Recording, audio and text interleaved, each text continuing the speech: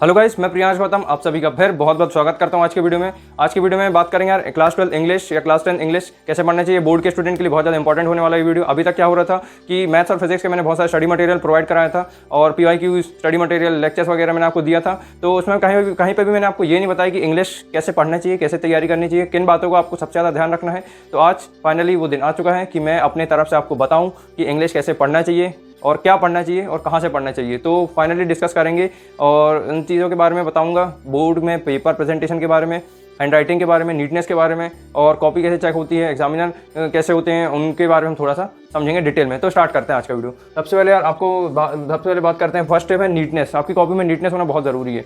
Neatness कैसे आ सकती है? नीटनेस आने के दो तरीके। नीटनेस का मतलब साफ सफाई। नीटनेस आपकी कॉपी में होना बहुत ज़रूरी है।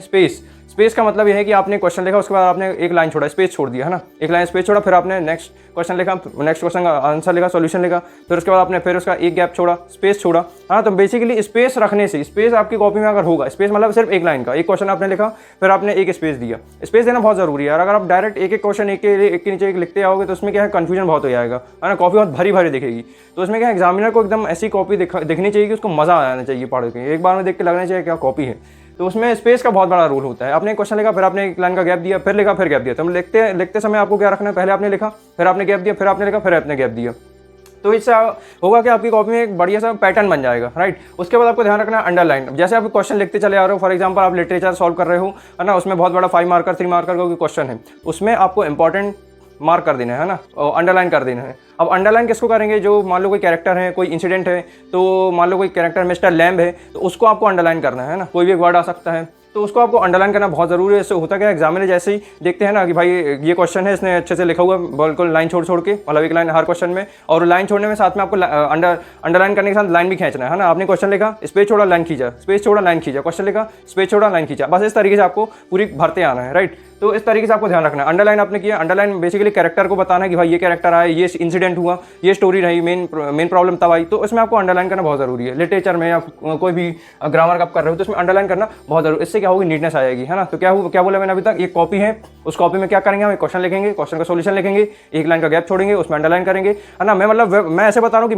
मैंने जो चीज़ अपनाई रही, मैंने जो किया रहा वो मैं आपको बता रहा हूँ, है ना। मैं आपको बिल्कुल फोर्स नहीं कर रहा हूँ कि आपको यही अब करना है, यही अपनाना है ना। तो मैंने क्या किया, एक क्वेश्चन लिखा, फिर एक लाइन गैप छोड़ा, फिर उसमें लाइन खींचा, फिर उसमें मैंने एक क्वेश्चन का आंसर लिखा, फिर एक लाइन गैप छोड़ा, उस तरीके से पूरी कॉपी आ गई, भर गई, है ना। और कोई मान लो 3 मार्क्स का और 5 मार्क्स का कोई अच्छा क्वेश्चन है, बड़ा क्वेश्चन है, उसको आप न्यू पेज से स्टार्ट करो। आपका आधा पेज बच चुका है तो उससे कोई प्रॉब्लम नहीं, क्योंकि बोर्ड एग्जाम की जो कॉपी आपको मिलेगी उसमें 30 to 40 पेजेस या उससे ज़्यादा आपको पेजेस मिलेंगे। तो उसमें अगर आप आधा पेज या एक पेज आप खा भी आओगे तो बोर्ड को कोई नुकसान नहीं होगा उससे, ठीक है। तो इसमें आपको क्या करना है, नए पेज से स्टार्ट करना है ना। 3 मार्क्स 5 मार्क्स का क्वेश्चन है, लेटर है, कोई भी नई चीज़ है, राइटिंग स्किल है, उसको आपको नए पेज से एकदम स्टार्ट करना है। क्लियर हो गया यहाँ तक? अब हम बढ़ते हैं सेकंड पॉइंट की तरफ, हैंड राइटिंग। अब हैंड राइटिंग यार इंपॉर्टेंट है, बहुत इंपॉर्टेंट, क्योंकि फर्स्ट इंप्रेशन वही है ना। हैंड राइटिंग नीटनेस आती सबसे पहले ही। नीटनेस अगर आपकी अच्छी है तो हैंड राइटिंग में इतना प्रॉब्लम नहीं आएगा, इसलिए मैंने नीटनेस पहले रखा, है ना। इसमें आपका स्पेस हो, अंडरलाइन करते आ रहे हो आप। और दूसरा आपको हैंड राइटिंग पे मेन फोकस रखना है। हैंड राइटिंग कैसे इंप्रूव करी जा सकती है? एक तरीका तो है कि आप पेन बदलो, बॉल पॉइंट पेन का इस्तेमाल करो या जेल पेन का इस्तेमाल करो, है ना। हाइट वेट, लाइट वेट, इस तरीके से आप पेन यूज़ कर सकते हो। और क्या तरीके हैं, रफ कॉपी में आप बना के लिख के प्रैक्टिस कर सकते हो। रफ कॉपी में जो आप लिख के प्रैक्टिस करोगे ना, वही आपकी असली हैंड राइटिंग बनेगी, ठीक है। तो रफ में आप ये मत समझना कि आप खराब राइटिंग लिख रहे हो, उसका कोई इंपैक्ट नहीं पड़ेगा।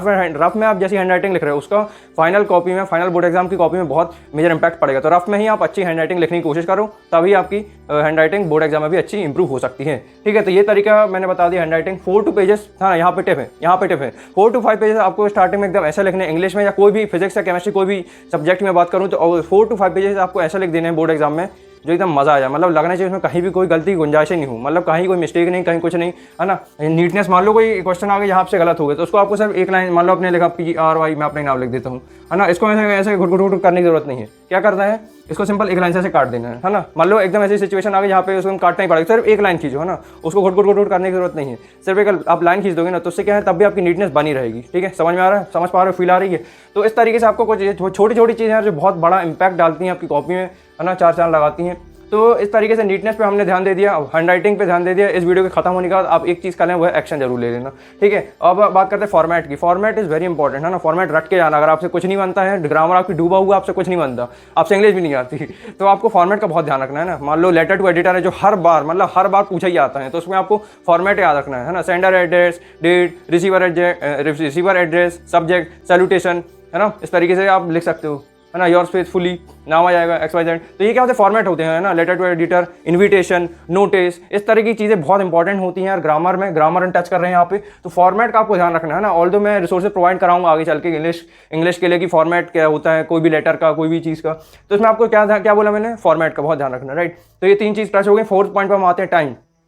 टाइम एक ऐसी चीज़ है यार जो इतनी स्पीड से इंग्लिश का पेपर बीतता है, लोगों को पता नहीं चलता है, और अक्सर उनके मार्क्स डूबने का कारण ये होता है कि पेपर छूट गया था। पेपर कैसे छूट जाता है, वो क्वेश्चन में उनको पता नहीं आता कितना टाइम लगने वाला है एक क्वेश्चन को सॉल्व करने में, है ना। तो आपको टाइम का बहुत ध्यान रखना है। टाइम पता चलेगा आपको सैंपल पेपर से, उस पर भी अभी आ रहे हैं। टाइम बेसिकली जो टाइम टीचर के पास भी नहीं रहता, जब वो कॉपी चेक कर रहे होते हैं ना, तो उनके पास भी इतना टाइम नहीं रहता है कि एक क्वेश्चन पढ़े, एक लाइन पढ़े, 2 लाइन पढ़े, इसका इतना टाइम होता ही नहीं उनके पास। वो देखते हैं भाई इसने फॉर्मेट अच्छा लिखा हुआ है, MCQ सारे टिक टिक टिक, उसके बाद सीधे फॉर्मेट आया, अच्छा हाँ राइटिंग स्किल आ गई, है ना, हाँ इसने फॉर्मेट से लिखा हुआ है, बढ़िया सीधे टिक। इस तरीके से क्या होते हैं, टिक टिक टिक पूरे मार्क्स मिलते आते हैं। और लिटरेचर में बस थोड़ा ध्यान देते हैं उन लोग, क्योंकि 5 मार्क्स 3 मार्क्स के क्वेश्चन रहते हैं उसमें। तो उसमें लिटरेचर में और 2 मार्क्स है, तो उसमें ध्यान से देखते हैं कि भाई इसने क्या लिखा है। तो स्टार्टिंग की लाइन को आप अच्छे से लिखना, ये वही चीज़ मैंने बोला, हैंड आपको हैंड राइटिंग पर ध्यान देना, अंडरलाइन करते आना है, स्पेस छोड़ते आना है, लाइन खींचते आना है ना।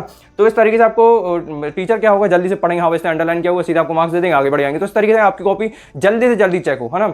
मतलब ये नहीं होना चाहिए कि एग्जामिनर को कॉपी पढ़ना पड़ेगा, और अगर कॉपी पढ़ना पड़ेगा तो समझ लो आपके मार्क्स कट सकते हैं, क्योंकि उसमें मिस्टेक्स निकलेंगे। भाई ये भी उसने गलत लिखा है, तो फिर क्या मिस्टेक्स निकलने की चांसेस ज़्यादा हो जाएंगी। तो आपको नीटनेस पे ध्यान रखना है, अच्छे से लिखना है, जो क्वेश्चन नहीं बन रहा उसको बाद में लिखना है, बट लिखना जरूर है, छोड़ के मत आना, ठीक है, लिखना जरूर है ना। क्वेश्चन अगर नहीं बनता है, मान लो कोई भी धरती का कोई भी क्वेश्चन आ गया, आपसे पता ही नहीं, कोई बुक से नहीं आया आपको, चैप्टर मान लो आप इंग्लिश का पेपर कर रहे हो, उसमें आपको लिटरेचर ही नहीं बन रहा, आपको समझ ही नहीं आ रहा कौन से चैप्टर से क्वेश्चन आया, तो उसमें कोई दूसरे चैप्टर का आंसर लिख दो, कुछ भी लिख दो, बट लिख के जरूर आओ। या फिर आपसे आंसर भी नहीं बनता तो आप क्वेश्चन 4-5 क्वेश्चन को मिलाओ, कुछ भी करके खिचड़ी पकाओ, लिखो, बट लास्ट में एकदम स्टार्टिंग में करना, क्योंकि स्टार्टिंग में टीचर्स थोड़े बहुत देखेंगे भाई पेपर प्रेजेंटेशन कैसा है, अगर वो सही है तब फिर वो लास्ट नंबर और दे देंगे ना, लास्ट नंबर फिर नहीं कटेंगे, ठीक है। बहुत बढ़िया। तो स्टूडेंट, तो टाइम आपको ध्यान रखना है ना, आपको 3 घंटे का टाइम मिलेगा, उसी में आपको पता चलेगा कि कितना टाइम लग रहा है पेपर को खत्म करने में, है ना, राइटिंग सेक्शन में कितना टाइम लग रहा है और लिटरेचर में कितना टाइम लग रहा है, ये आपको पता चलेगा सैंपल पेपर से।